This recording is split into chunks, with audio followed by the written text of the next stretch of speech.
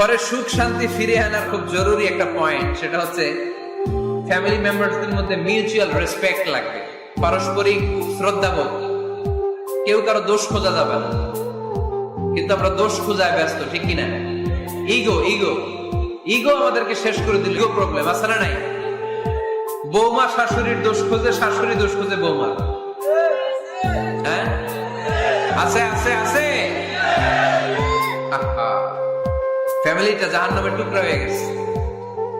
বউ শাশুড়ি দেখতে পারে না, শাশুড়ি বউ দেখতে পারে না, আছে না নাই? এর কারণটা কি শুনি বলেন?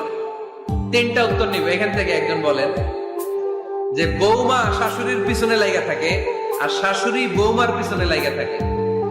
বৌমা শাশুড়ির ছায়া দেখতে পারে না, শাশুড়ি বৌমার ছায়া দেখতে পারে না। কারণটা কি? একজন এদিকে আওয়াজ করে। আত্মসম্মানের কারণে। তার মানে ইগো ইগো প্রবলেম। এদিকে একজন। ইসলামের জ্ঞান নাই, মাশাআল্লাহ। আর এদিকে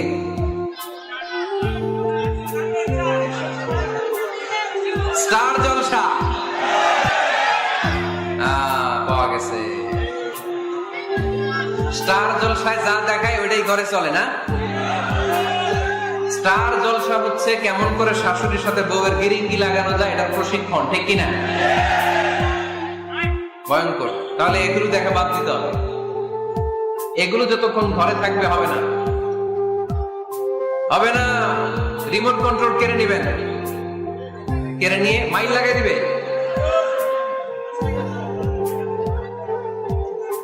একটা ক্ষুধার্ত বাঘ 1 মাস খায় নাই, তারপরে হরিণের মাংস পাইছে। ওই বাঘের বুঝ দিল বাঘের কাছ থেকে হরিণের মাংস টেনে নেওয়া যায়, কিন্তু আমাদের মা বোনদের হাত থেকে হিন্দি সিরিয়ালের জন্য টিভির রিমোট কন্ট্রোল কেড়ে নেওয়া যায় না।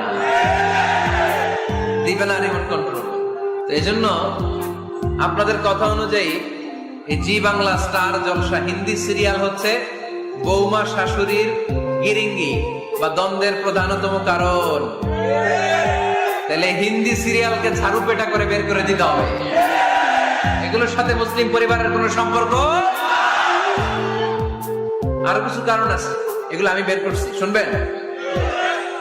বৌমা শাশুড়ির এই ঝগড়ার প্রধান কারণ হচ্ছে জেনারেশন গ্যাপ, কিনা? শাশুড়ি এক জেনারেশনের আর বৌমা আরেক জেনারেশনের। শাশুড়ি ভাবে একরকম, বৌমা ভাবে আরেক রকম। শাশুড়ি চায় বউর উপর খবরদারি করতে, বউ চায় শাশুড়ির উপর খবরদারি করতে। এই ডমিনেটিং এর কারণে কিলাকিলি আছে না নাই? এটা ঠিক না। আমার শাশুড়ি মায়েরা যারা আছেন, প্রথমে শাশুড়ি দিয়ে শুরু করি। আমার মাইকের আওয়াজ যে ঘরগুলাতে যায়, আমার শাশুড়ি মাদেরকে বলবো বউদের উপর অত্যাচার করবেন না।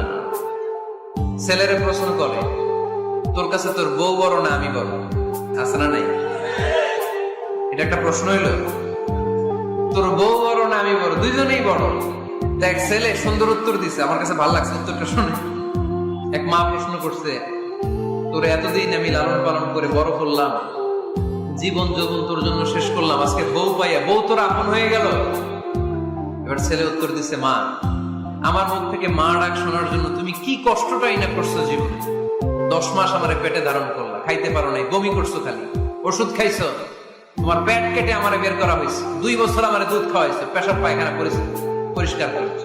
বয়স যখন 3-4 তখন তোমার আমি মা ডাকছি। এই মা ডাকটা শোনার জন্য তুমি এত কষ্ট করছো, আর আরেকবারের মাইয়া এই ঘরে আইসাই তোমার মা ডাকা শুরু করছে। যেই মেয়েটা তোমারে মা ডাকে সে আমার আপন হবে না কেন? মা